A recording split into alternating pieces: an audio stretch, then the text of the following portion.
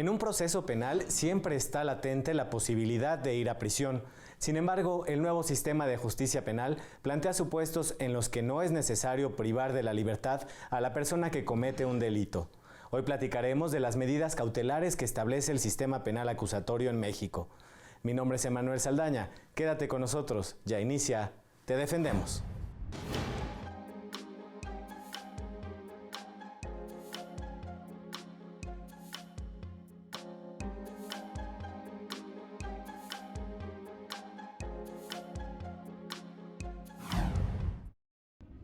Hoy nos acompaña en el estudio el licenciado Víctor Manuel Guerrero, defensor público federal.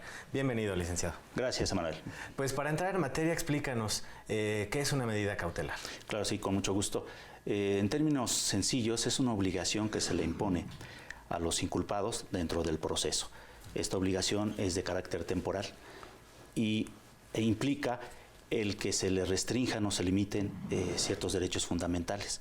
Ellos con el objetivo o finalidad de que se salvaguarde el proceso, ¿sí? Es decir, se busca que la persona inculpada no se sustraiga a la acción de la justicia. Igualmente, se busca la protección de las víctimas, ofendidos, testigos y hasta el propio personal que integra la investigación. Y la otra objetivo es que no exista por parte de la persona imputada alguna obstaculización en el proceso. Básicamente esas son las tres vertientes que deben de examinarse cuando se impone una medida cautelar. El nuevo sistema de justicia penal en México, ¿en qué supuestos se pueden imponer estas medidas cautelares? Correcto. Precisamente cuando hay sospecha, ¿sí? Cuando hay un riesgo en cuanto al que la persona inculpada se pueda sustraer a la acción de la justicia. Cuando exista también un riesgo de que directamente el inculpado o a través de terceras personas pueda llegar a amenazar a los testigos, a los ofendidos y a la propia víctima. Y la otra, que realice actos tendientes a obstaculizar el procedimiento. Esto es a través de amenazas que puede haber a los que intervienen en el proceso o en cuanto a objetos materiales o documentos, poder modificarlos, poder desaparecerlos con la finalidad de que no le afecten durante el proceso. En esas tres situaciones o circunstancias es cuando se toma esa medida cautelar. ¿Es un juez quien determina estas medidas cautelares? ¿Y cómo lo hace? ¿Cómo es a discreción de él? ¿Hay un listado? ¿Cómo se determina una medida cautelar? Claro. Es todo un procedimiento. Busca salvaguardar los derechos de todas las partes, sobre todo del inculpado, que es al que se le va a imponer esta medida cautelar, ya que ante todo se le da la oportunidad en una audiencia oral, pública, que en presencia del juez, en presencia del fiscal, en presencia de la víctima, de los abogados que representan a la víctima, del inculpado y del defensor, el poder debatir respecto a la necesidad de imponer esas medidas cautelares. Eso es en base a principios que el juez debe de velar por ellos. El primero de ellos es mínima intervención, una medida que sea proporcional y sobre todo protegiendo el principio máximo que es la presunción de inocencia. Bueno, sabemos que este sistema privilegia la libertad, ¿no? Que no se imponga la prisión preventiva, que se ocupe en un caso de extrema necesidad, ¿no? ¿Cuáles son los requisitos que se deben cumplir para que el juez determine imponer una medida cautelar que no sea privativa de la libertad? Correcto. En principio, como abogado, una de las funciones que realiza como defensor público federal es evitar precisamente que se imponga esa medida más restrictiva, ¿sí? Que en este caso es la prisión preventiva. Entonces se busca, en principio, que no se ponga ninguna medida, Para ello se allega uno de elementos probatorios, de datos de prueba, con los cuales pueda justificar que no hay una causa, ¿sí? No hay un riesgo procesal como que el inculpado se pretenda dar a la fuga, sustraerse a la acción de la justicia, que las víctimas no estarán en riesgo y que no pretende obstaculizar el proceso. Estas pruebas, precisamente en esta audiencia pública, son materia de debate y es precisamente la función del defensor de hacer valer a través de argumentos, una estrategia de litigio, que esos riesgos, si los hay, son mínimos. Por tanto, amerita posiblemente el que se le imponga una medida cautelar, pero que sea menos lesiva. ¿Sí? Hay medidas cautelares que están contempladas en el Código Nacional, básicamente en el artículo 155, contempla 14 medidas cautelares. La que está en el último lugar es precisamente la prisión preventiva, que es la que se trata de evitar a toda costa, pero es relevante el allegarse de esos elementos probatorios. Estos no es con el fin de poder acreditar que nuestro representado no tiene responsabilidad sobre el hecho que se le está imputando, no. Esta investigación empírica que se hace para llegarse de esos datos de prueba y elementos probatorios son única y exclusivamente para poder demostrar ante el juez en esa audiencia pública que los riesgos, si existen, son mínimos, ¿sí? Es decir, ponemos un ejemplo, en caso de poner la medida cautelar menos lesiva, que es una presentación periódica, hay que ofertar datos. Si bien es cierto, es la menos lesiva, también es cierto que a veces se impone la presentación cada 8 días, entonces se busca precisamente con los datos de prueba tomar en cuenta la actividad que desempeña nuestro representado, si tiene trabajo, el lugar donde vive. Entonces, si se le impone esta medida cada semana, entonces le puede afectar, ¿no?, en su trabajo y en sus quehaceres cotidianos. Entonces se busca que esta medida sea un poquito más amplia, cada 15 días, posiblemente cada mes. Ahora, también se busca que en base al principio de mínima intervención, cuando el hecho que se comete queda fuera del lugar donde habita esta persona, pueda llevar a cabo esa medida o esas medidas cautelares que se le impongan en donde vive. ¿Siempre se tiene que imponer una medida cautelar o se puede llevar un proceso sin alguna medida cautelar? Bueno, atendiendo precisamente al riesgo que puede implicar el sustraerse a la acción de la justicia, al que las víctimas puedan estar bajo amenaza, los ofendidos, o que se pretenda obstaculizar el proceso, sí amerita una medida cautelar. Pero si nosotros como defensores comprobamos que no existe ese riesgo, en realidad, en gestiones que yo he realizado en el Centro de Justicia, sí se ha dado el caso que no se le impone ninguna medida cautelar. Eso es lo ideal. La norma es que se investigue para detener y no viceversa, que se detenga para investigar. Perfecto. Pues bueno, es momento de hacer una pausa. Al regresar seguimos hablando sobre estas medidas cautelares en el nuevo sistema de justicia penal. Claro que sí, Manuel. Vamos al corte, regresamos.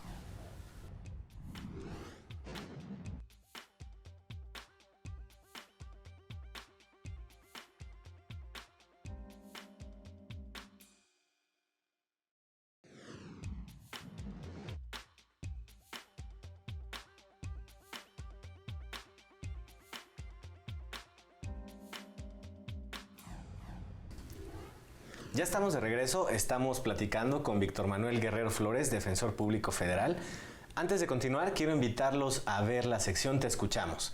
En esta ocasión le preguntamos a la gente en qué delitos cree que se deba imponer la prisión preventiva. Vamos a verlo y regresamos.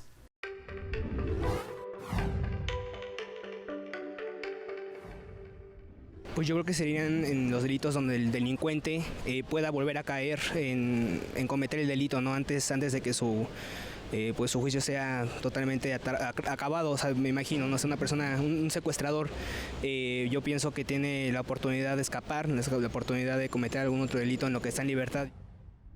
Los delitos que no ameriten medidas preventivas son la violación, secuestro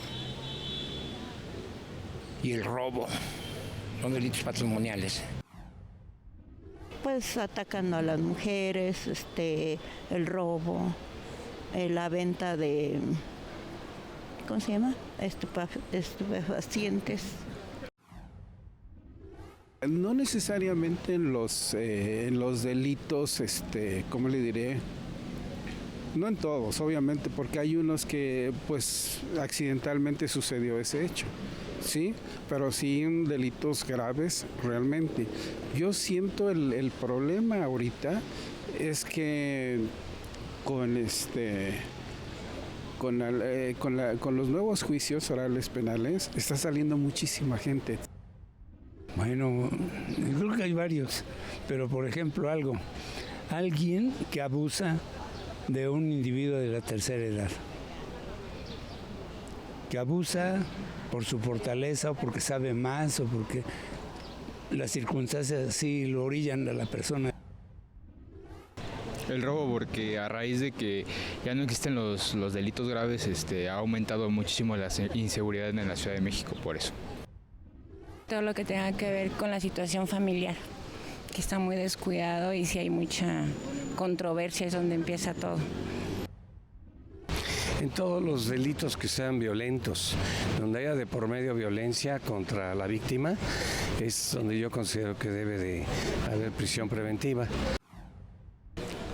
La prisión preventiva son los delitos graves, no de alto impacto, como serían el robo a casa habitación, del cual ya con la reforma del día 12 de abril ya la imponen de oficio los jueces.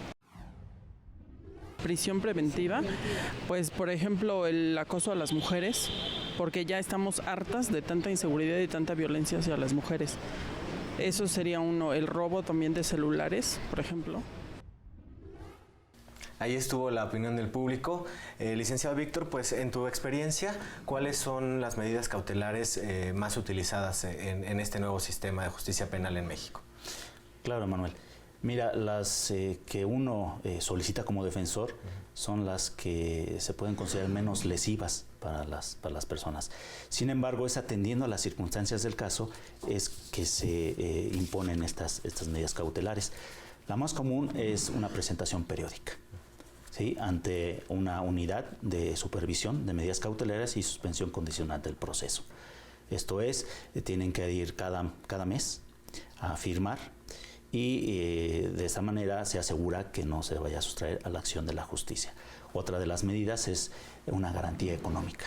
Esta garantía económica regularmente se hace un depósito en Bansefi, se da un billete de depósito y a través de un escrito se entrega al centro de justicia y de esta manera también se garantiza el que la persona no se pueda sustraer a la acción de la justicia. En el corte me platicabas algo muy interesante, ¿no?, en este nuevo sistema, que si la persona no vive o radica cerca del centro de justicia donde tiene que presentarse, puede enviar su firma por correo postal. Así es, efectivamente, si bien es cierto, en el Código Nacional de Procedimientos Penales se dice que la persona debe tener arraigo en el lugar donde se está llevando su proceso, eso no impide, y precisamente es parte de la función que tenemos como defensores, demostrarle al juez que tiene un arraigo, si no en la ciudad donde está llevando el proceso, sí en donde habita, a través de la exhibición de recibos de teléfono, recibos de agua, entrevistas que se le hagan a familiares o a propios vecinos de que él tiene arraigo ahí, que no se va a sustraer de la acción de la justicia. Esa es la forma en que nosotros intervenimos a efecto de hacerle ver al juez que si se va a imponer una medida, ¿sí?, sea menos restrictiva, atendiendo al principio de precisamente que no le afecte tanto en su esfera jurídica. Uno de estos ventajas es que en materia federal, en cada estado hay una unidad, una UMECA, que se le llama Unidad de Supervisión de Medidas Cautelares, donde él, sin problema, puede acceder y dar su firma. No necesariamente trasladarse, ¿verdad?, de algún estado de la República aquí a México, dependiendo de la temporalidad en que se le marque esta medida cautelar. Ahora, en cuanto a la duración de estas medidas cautelares. ¿Cuál es la duración? La duración de estas medidas cautelares es durante el tiempo que dure el proceso, ¿sí? Estas medidas cautelares no son definitivas, pueden variar atendiendo precisamente a las circunstancias que se vayan dando en el desarrollo del proceso. O sea, se puede modificar durante el proceso, puede el juez determinar, imponer otra medida cautelar, y de qué depende que haga una modificación. Claro. Vamos a poner un ejemplo. Cuando uno interviene en causas penales donde es con detenido, en ocasiones, por la temporalidad de las 48 horas en sede ministerial y luego en sede judicial, no es a veces posible allegarse de esos elementos de prueba, de esos datos de prueba, para poder justificar que no existe un riesgo procesal, y si este existe es mínimo. Entonces, a veces se le impone medidas cautelares muy severas, entre ellas la prisión preventiva. Bueno, si es el caso, entonces uno como defensa, atendiendo a la estrategia a aplicar, buscar pruebas, buscar datos a efecto de allegárselos al juez y señalar que esa situación por la cual se le impuso esa medida cautelar en un primer momento ha cambiado, se ha modificado. Para ello se solicita una audiencia ante el juez, y el juez, vuelvo a repetir, en una audiencia pública donde está el fiscal, donde está el inculpado, donde está la víctima, su representante, se debate sobre esa modificación de medida cautelar. Con esos datos de prueba que se allegan, uno argumenta que no es necesario esa medida, que puede cambiarse, que puede ser menos lesiva, atendiendo a que ya cambiaron las circunstancias por las cuales se impuso en un primer momento. Antes de irnos a una segunda pausa, me gustaría que nos dijeras qué pasa si una persona no cumple con estas medidas cautelares. Correcto. Cuando no cumple con una medida cautelar, la gente está en la falsa idea de que inmediatamente se le va a detener y que se le va a poner una medida más lesiva, como es la prisión preventiva. No, no es así. La unidad de supervisión de medidas cautelares, cuando por alguna circunstancia no llega a cumplir con las medidas que se le pusieron, manda una notificación al fiscal, al defensor. Se genera una audiencia ante el juez donde se va a debatir la necesidad de modificar esa medida. No es de facto que se le prive de la libertad. ¿Por qué? Porque la ley prevé que si se justifica la falta o el que no haya asistido a cumplir esa medida cautelar, es posible que se le vuelva a dar esa oportunidad o que se le pueda modificar. Esto es ante sede jurisdiccional, el juez es el que contempla esa circunstancia, y solamente que ya sea reiterativa esa conducta, posiblemente sí se le imponga la medida más lesiva, que es la prisión preventiva. Muy bien, pues bueno, ahora sí nos vamos a la pausa, y al regresar ya tenemos algunas llamadas del auditorio para darle respuesta. Vamos al corte, no le cambies.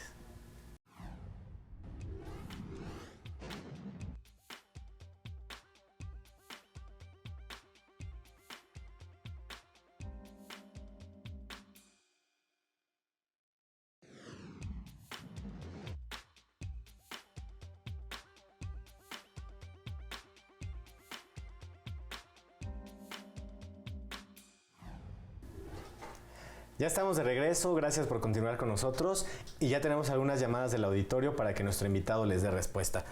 La primera llamada es de una señora que nos indica que su hijo fue detenido y le impusieron una medida cautelar de prisión justificada. Ella pregunta qué puede hacer para que salga de ahí. Bueno, como ya lo estuve narrando previamente, hay forma de que estas medidas cautelares puedan ser revisadas y en un momento dado justificadas. Posiblemente se le impuso esta medida por no haber acreditado su arraigo, por no haber justificado que tiene un trabajo o que tiene cierta residencia en un lugar determinado, y que como está fuera del centro de justicia donde se lleva a su causa penal, pudieran haberle impuesto esta medida. Pero si se aportan pruebas, datos, elementos probatorios que justifiquen que sí tiene ese arraigo, es factible que se modifique esa medida cautelar por una menos lesiva. Yo le sugiero que lo platique con su abogado, si es que tiene un abogado particular. Si no, puede acudir a la defensa pública Federal a efecto de que se le asesore y si es conveniente para ellos, revoque a su abogado particular, nos nombre como sus defensores y nosotros, ya atendiendo a las circunstancias del caso, podemos analizar el asunto y, si es factible, solicitar esa audiencia para que se modifique esa medida cautelar por una menos lesiva. Muy bien, ahí está la respuesta para esta persona. Vamos con la siguiente llamada. Nos preguntan, ¿qué pasa si no se cumple con la medida cautelar que le impusieron dentro de un proceso penal a una persona? Ya habíamos hablado un poco, pero nuevamente podría decirnos. Sí, para complementar. ¿Qué acontece? Puede que se le modifique esa medida cautelar y se le ponga una más severa, prisión preventiva. También sucede que, por ejemplo, cuando son medidas cautelares de restricción, de acudir a ciertos lugares, acudir con ciertas personas, y si él falta a esa medida cautelar, a esa disposición, entonces hay como una advertencia por parte del juez. En específico, en esas circunstancias de no acudir a ciertos lugares, de no frecuentar a ciertas personas, el juez puede imponer una medida de apremio, que es distinto a modificar las medidas cautelares. Una medida de apremio que puede ser un arresto hasta por 36 horas. Una vez cumplida, pues él acude ante el juez, nuevamente a una audiencia, y se compromete a que no va a faltar. También, como lo dije hace rato, se puede justificar esa falta, de tal suerte que con esa justificación puede evitarse que se modifique esa medida cautelar que no sea tan lesiva. En este nuevo sistema aún está vigente lo que escuchábamos en los medios de comunicación como arresto domiciliario. Es una medida cautelar equiparable al arresto domiciliario, que es el que sí se designa como medida cautelar el que la persona esté en su domicilio. Sin embargo, es bajo ciertas circunstancias que el juez debe ponderar, precisamente para imponer esta medida. Puede ser combinada con alguna otra, o este arresto domiciliario es, por ejemplo, cuando las personas ya son mayores de 70 años, tienen alguna enfermedad, personas, aquí se ve también lo que es la equidad de género, madres embarazadas, madres en lactancia, en lugar de una medida que puede implicar a lo mejor una prisión preventiva, sustituirla por una medida menos lesiva, que es estar en su hogar, obviamente sobre vigilancia. Muy bien. Vamos con una llamada más. Esta fue una de las más comunes. Pregunta la gente, ¿quién se encarga de la supervisión de la medida cautelar? Es la Unidad de Supervisión de Medidas Cautelares y Suspensión Condicional del Proceso, dependiente de la Secretaría de Seguridad Pública Federal. Esta oficina está integrada por profesionistas, por abogados, por psicólogos, por trabajadores sociales, que son los encargados de verificar que se cumplan estas medidas cautelares tal como se dispuso por parte del juez. En caso de no cumplirlo, ellos, a través de la persona moral, ¿sí?, el aval moral que acompaña a todos los inculpados cuando se les impone esa medida y están bajo supervisión de esta unidad, primero se contacta con ellos para ver por qué razón faltó a firmar, poniendo el ejemplo de que se le haya puesto la medida de presentación periódica. Posteriormente, si no justifica esa falta, entonces es cuando se le da vista al fiscal, al defensor, y se solicita audiencia para debatir si es factible cambiar o modificar esa medida. Pero la encargada precisamente de verificar que se cumpla a cabalidad la determinación del juez en tratándose de esta medida cautelar es esa unidad. Muy bien, pues muchísimas gracias, licenciado Víctor Manuel, por darle respuesta a estas inquietudes del auditorio. Y antes de irnos, me gustaría que invites a la gente a comunicarse. ¿Dónde pueden hacerlo? Claro que sí. Las personas que estén interesadas en contactar a la Defensoría Pública Federal, en cada estado hay una delegación de la Defensoría Pública Federal donde pueden acudir. Si por alguna situación de logística no podrían acudir en forma personal, tenemos un servicio telefónico, Defensatel, donde se pueden comunicar y con mucho gusto son atendidas por defensores públicos, quienes las van a asesorar y en su momento, ponderando cuál es su duda, cuál es su necesidad de servicio, los puede canalizar al área correspondiente. Así es que se pueden comunicar a un teléfono 0800, es 01800 22 42 42 6. Es un servicio de 9 de la mañana a 6 de la tarde, de lunes a viernes. Muy bien, pues ahora sí, ya nos vamos. Licenciado Víctor Manuel Guerrero Flores, Defensor Público Federal, muchas gracias por esta conversación. Gracias por la invitación, Emanuel. Ya nos vamos, también agradecemos a nuestro equipo de producción. Gracias a ti por sintonizarnos, te esperamos la próxima semana. Quédate en la señal de Justicia TV.